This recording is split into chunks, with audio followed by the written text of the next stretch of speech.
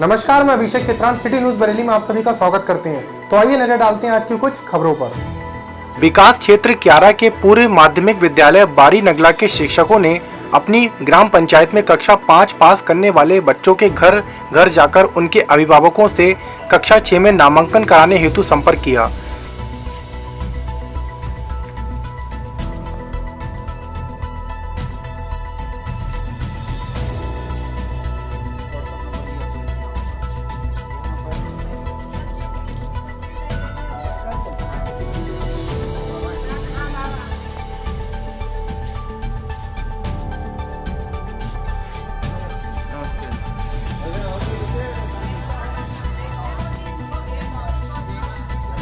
ताकि 100% नामांकन का लक्ष्य समय से प्राप्त हो सके। संपर्क के दौरान शिक्षकों ने निशुल्क एवं अनिवार्य शिक्षा अंतर्गत सरकार द्वारा दी जाने वाली सभी निशुल्क सुविधाओं के विषय में जैसे यूनिफॉर्म, पुस्तक, स्वेटर, शूज एंड सॉक्स, मध्याह्न भोजन, फल एवं दूध आदि के विषय में विस्तार से समझाया। शिक्षकों ने अभिभावकों को बताया कि आज के बदले परिवेश में अर्थात ICT के युग में सरकारी विद्यालयों में प्राइवेट विद्यालयों से कहीं बेहतर शिक्षा योग्य एवं क्वालिफाइड शिक्षकों द्वारा उपलब्ध कराई जा रही है।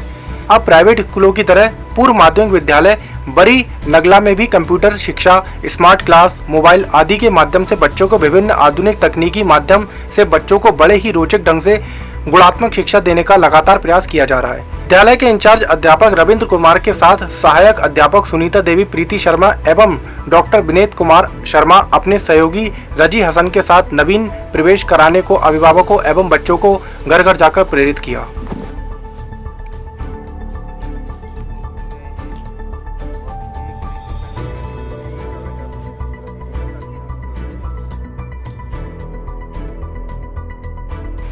कोरोना ने जहां दुनिया में महामारी फैला रखी है, वहीं चीन भारत को आंख दिखाकर डरा रहा है। कोरोना और चीन को लेकर SSP कार्यालय में एक जवान ने गीत लिख दिया जो सोशल मीडिया पर जमकर वायरल हो रहा है।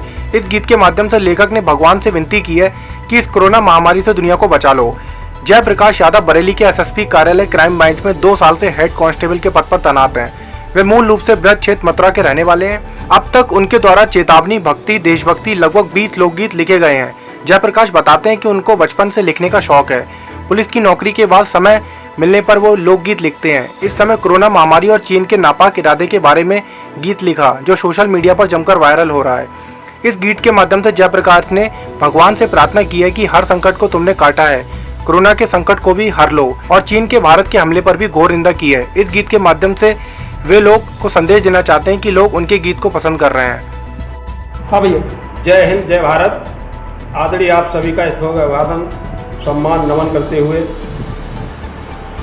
मेरे सभी भारतवासियों को, वीर भारतवासियों को अवगत कराना है और धन्यवाद देना है कि हमारा देश ही नहीं पूरा विश्व इस कोरोना महामारी से जूझ रहा है। और ऐसी महामारी में जो हमारे डॉक्टर्स हैं, पुलिसजन हैं, पत्रकार बंधु हैं, सफाई कर्मी हैं, आज सभी लोग जो इससे लड़ रहे हैं उनको मैं दिल से नमन बंधन करता हूं और साथ ही उस परमपिता परमेश्वर से प्रार्थना करता हूं कि हे ईश्वर,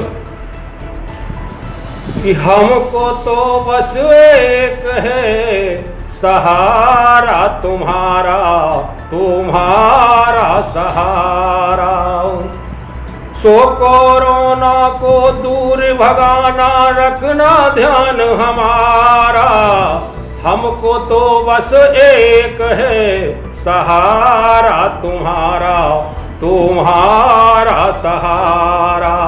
सभी जानते हैं और सिद्ध भी हो चुका है कि चीन ने क्या किया है। तो चीन है कपटी, दुनिया झपटी, लपेटी दुनिया सारी, आकर संकट दूर करो हे माधव मदन मुरारी, सो बीच भंवर में फंसी है नैया, दे दो आज किनारा, हमको तो बस एक है सहारा तुम्हारा, तुम्हारा सहारा। और हे यदुनंदन जय जगवंदन ब्रजपति विपन बिहारी, हे यदुनंदन जय जगवंदन ब्रजपति विपन बिहारी, और कोरोना को दूर भगाओ माधव मदन मुरारी। कोरोना से बच जाएंगे, दे दो तनिक इशारा, हमको तो बस एक है सहारा तुम्हारा, तुम्हारा सहारा। हे प्रभु, मैं आपसे लास्ट में विनती करता हूं कि जब जब भी हमारे इस धराधाम पर मुसीबत आई है, आपने किसी न किसी रूप में आकर के उस समस्या का हल किया है, समाधान किया है, रक्षा की है, तो उसी आशा विश्वास के साथ, उसी आशा और विश्वास के साथ, और जब जब भीड़ पड़ी है जग में तब तब बने सहारे, जब जब संकट जग में आए तब तब बने सहारे, और कोरोना कोई बड़ी बात ना, संकट हरो हमारे। सो देख ही रहे राकेश आज जेपी ने तुम्हें पुकारा, हमको तो बस एक है सहारा तुम्हारा, तुम्हारा सहारा। धैर्य और शक्ति रखो सभी, धैर्य और शक्ति रखो सभी, ये दिन भी गुजर जाएंगे और कोरोना पैदा करने वालों के चेहरे उतर जाएंगे। और चेहरे कब उतरेंगे? जंग कोरोना से निश्चित ही, जंग कोरोना से निश्चित ही हम सब जीत जाएंगे। तब सभी मिलकर जेपी, तब सभी मिलकर जेपी विश्व से ऊपर जाएंगे, विश्व गुरु बन जाएंगे। आईवीआरआई रोड पर चला नगर निगम का हथौड़ा, सभी फर्श व दीवारों को हटाया। आईवीआरआई पश्चिम साइड की नाली पर सड़क निर्माण कार्य नगर निगम द्वारा स्वीकृत कर प्रारंभ कराया। रोड के पश्चिम में नाली बन रही थी, जिस पर अतिक्रमण के संबंध में राष्ट्रीय जागरण युवा संगठन के महानगर अध्यक्ष सुदेश गुप्ता द्वारा अवैध अतिक्रमण को हटाने के लिए नगर आयुक्त और महापौर को पत्र दिया। उसमें अतिक्रमण हटाने का निवेदन किया गया, जिसमें नगर पालिका द्वारा बनाए गए भवन तथा पूर्णागिरी विहार कॉलोनी व साई रेजिडेंसी कॉलोनी तथा आईवीआरआई रोड से पूर्व पश्चिम की ओर की कॉलोनी में अतिक्रमण थे। आज नगर निगम के सुपरवाइजर संजीव अवर, अभियंता श्रीमती पल्लवी सक्सेना, राजीव शर्मा, मानचित्रकार हसन, हरीश भारती मौके पर पहुंचे तथा अवैध निर्माणों को चिन्हित किया।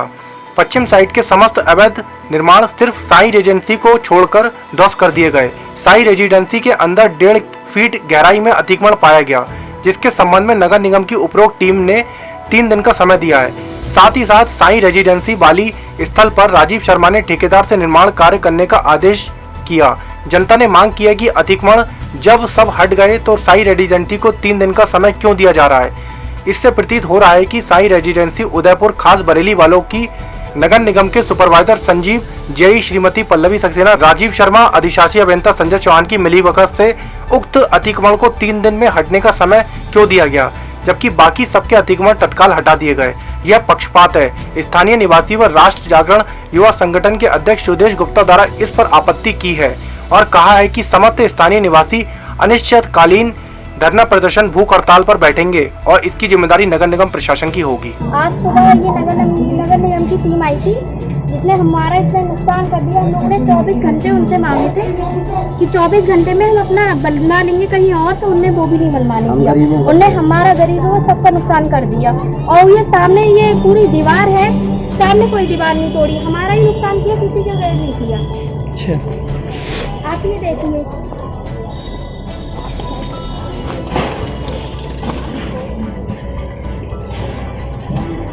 बताइए। आप ये देखिए, ये पूरी दीवार है, यहाँ से इतना नाला मुड़ा के लगाया है। इनका नुकसान, हमारा ही नुकसान होगा, इन लोग का नहीं होगा। ये पैसे वाले तो ये नहीं क्या मतलब इनका नहीं हो सकता है कि हम गरीब हैं तो हमारा ही मतलब वो होगा। आप बताइए। पेट्रोल डीजल की बढ़ती कीमतों को लेकर समाजवादी पार्टी के पदाधिकारियों ने किया मौन धारण प्रदर्शन।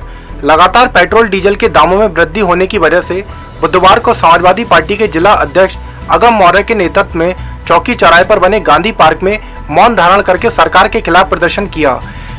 समाजवादी पार्टी के जिला अध्यक्ष अगम मौर्य ने कहा कि पिछले 22 मार्च से कोरोना वायरस से जूझ रहा है। पूरा विश्व पिछले 4 महीने से भुखमरी की कगार पर आ गया है।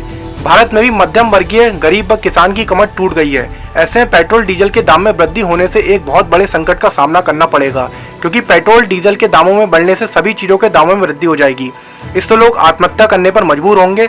इसकी पूरी जिम्मेदारी सरकार को झेलनी पड़ेगी। डीजल और पेट्रोल की जो आसमान छूती कीमतें हैं, उसके कारण हम लोग यहाँ मौन व्रत धारण करके प्रदर्शन यहाँ कर रहे हैं। आपने देखा होगा लगभग 18 दिन हो गए, दिन प्रतिदिन कोई दिन ऐसा खाली नहीं गया जिस दिन पेट्रोल और डीजल की कीमत ना बढ़ी हो।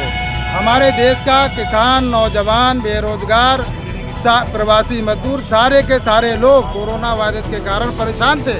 ऊपर से डीजल और पेट्रोल की कीमतों ने जो आसमान छूती कीमतें ये बढ़ाने से और हमारे देश के लोग परेशान हो गए हैं। देखिए, हम सब लोग जानते हैं कि आज जहां पूरा विश्व कोरोना महामारी से जूझ रहा है, वहां कोरोना महामारी के चलते पूरे विश्व में वहां भारत में भी लॉकडाउन की स्थिति पैदा हुई। और लॉकडाउन में हम सब जानते हैं कि मध्यम वर्ग की और गरीब वर्ग के हमारे किसानों की एकदम कमर टूट चुकी है महंगाई को लेके। क्योंकि और जब पेट्रोल या डीजल की किसी भी चीज़ की हमारे जब मूल्य वृद्धि होती है तो उसका सीधा सीधा असर फलों पे भी होता है, उसका सीधा सीधा असर अन्न पे भी होता है, सीधा सीधा असर जो जितनी भी चीज़ें हमारी जो ट्रांसपोर्ट होती हैं उससे सबसे हमारी महंगाई बढ़ती है। तो मैं कहना चाहता हूं कि जहां बीजेपी सरकार जो 2014 के चुनाव से पहले यह कह के सरकार में आई थी कि हम सरकार में आते हैं तो हम रसोई गैस आदि कर देंगे, हम पेट्रोल और डीजल के रेट 40-40 रुपये प्रति लीटर कर देंगे, हम इस तरीके से इन्होंने हमारे जो सपने दिखाए थे, उसके बाद सरकार में आने के बाद जहां लगातार हमारे एक तरफ मध्यम वर्ग की, गरीब की, किसान की कमर टूट चुकी है, वहां पे ये लगातार पेट्रोल और डीजल के दामों में मूल्य वृद्धि करते जा रहे हैं। हम लोग आज मौन धरने बैठे हैं। डीजल और पेट्रोल की जो कीमतें रोज़ बढ़ रही हैं और आज 80 के पार हो गई। यही जब केंद्र में सरकार थी तो ये जब अपोजिशन में थे तो रोज़ मांग करते थे और कहते थे कि ये क्यों इतनी तेज़ी से बढ़ रही हैं, ये कम होना चाहिए। मोदी जी आज इन कीमतों को जो अपोजिशन में थे तो रोकने की बात करते थे, आज क्यों नहीं कर रहे हैं? पूरी दुनिया में यहाँ तक समय आ गया था कि मुल्क जो हैं वो अपना डीजल और पेट्रोल उठाने के लिए पैसे और साथ में देते थे, लेकिन हमारे देश के अंदर लगातार डीजल और पेट्रोल की वृद्धि हो रही है। हम मोदी जी से पूछना चाहते हैं, महंगाई को कहाँ लेकर जाओगे? आज हम लोग पेट्रोल और डीजल की जो कीमतें लगातार बढ़ रही हैं उसके विरोध में यहाँ पर हम लोग मौन धरना कर रहे हैं। अंतर्राष्ट्रीय स्तर पर जहाँ तेलों की कीमतें लगातार घट रही हैं, वहीं हमारे भारत सरकार की देन है ये कि देश के नागरिकों को आज डीजल और पेट्रोल की लगातार मूल्य वृद्धि को झेलना पड़ रहा है। हालत ये है कि आज देश में पेट्रोल से ज़्यादा कीमत डीजल की हो गई है और इसकी मार ऐसा नहीं है केवल कार वालों पे या गाड़ियों वालों पे ही पड़ेगी, आम किसान पर भी डीजल की मूल्य वृद्धि की सबसे बड़ी मार पड़ती है। बरेली पुलिस को मिली बड़ी सफलता। थाना बमोरा क्षेत्रांतर्गत दिनांक 8 जून 2020 को नाबालिग बच्चे से कुकर्म कर उसका गला दबाकर हत्या कर शव को रेलवे लाइन के किनारे छिपा देने की घटना का पुलिस ने किया सफल अनावरण। कुकर्म कर हत्या करने वाले अभियुक्त तेजराम गिरफ्तार। घटना के बाद जब पुलिस ने मामले की तफ्तीश शुरू की तो आरोपित वहां से भागा नहीं, वह पुलिस के साथ ही घूमता रहा। घटना स्थल से लेकर कई जगह वह पुलिस के इर्द गिर्द रहा, लेकिन पुलिस को तकनीकी कारणों के चलते आरोपित पर शक हुआ, जिसके बाद पुलिस ने अपने शक को यकीन में बदलने के लिए आरोपित का प्राइवेट पार्ट चेक किया तो जहां से शक यकीन में बदला। इस मामले में पुलिस ने आरोपित को 3 बार पकड़ा और 3 बार छोड़ा।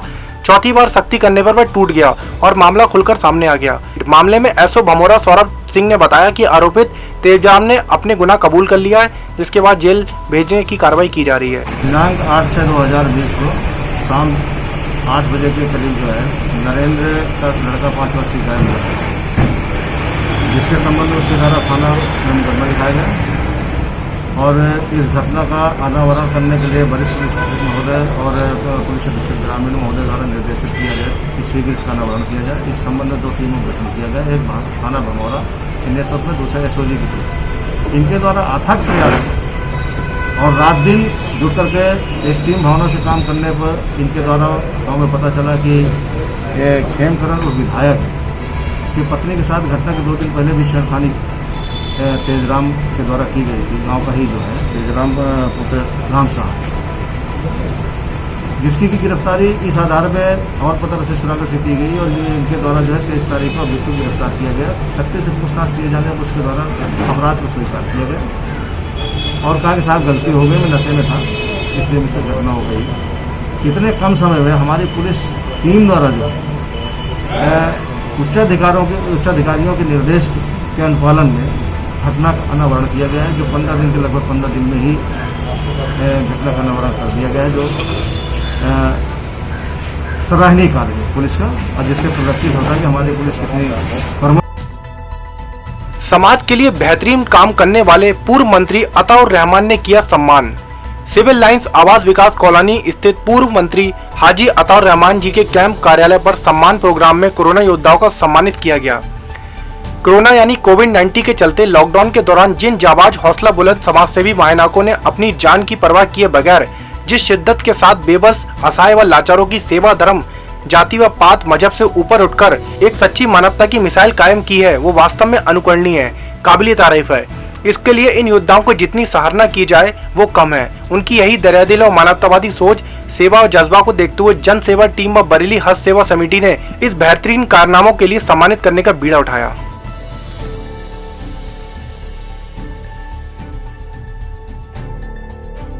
बरेली के क्योलड़िया इलाके में प्रेम प्रसंग में एक आशिक ने दूसरे आशिक की गोली मारकर हत्या कर दी।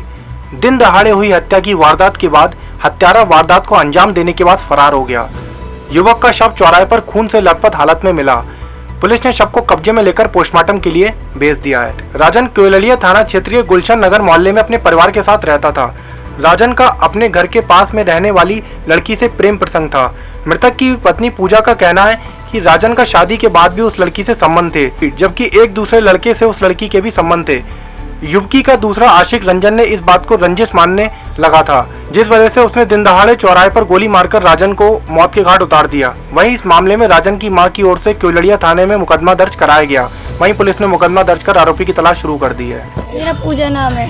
पूजा, ये बताइए आपके पति क्या कह के घर से निकले थे? मुझसे जी कह के निकले थे मैं 1.5 घंटे में आ जाऊंगा, मैं भैया के उनके लड़के के साथ जा रहा हूँ। अच्छा। उनके माल लेके गाड़ी पे, तो वहाँ पर वो गए थे, फिर आए नहीं लौट के। शाम के टाइम पर वहाँ पर जब ये लोग पहुँचे थे 3 बजे 2 बजे पहुँचे थे वहाँ पर। जब गाड़ी पर से जब वे उतरे हैं तो उसने पीछे से पकड़ लिया था, तो उसने वहीं पर गोली वहाँ पर लगा ली थी। वो लोग दूर हट गए थे, इन लोगों ने खबर ही नहीं दी। जब तक उन्हें मार दिया तब खबर आई यहाँ पर। अच्छा, ये बताओ कुछ पुरानी रंजिश वगैरह थी इनसे? अरे वो लड़की थी ना एक सिम्मी नाम की, पहले इनसे लंगर चलता था उसका, फिर उसके बाद वो दूसरे लड़के से फंसी हुई थी, तो उसने इनको मरवा दिया था उससे।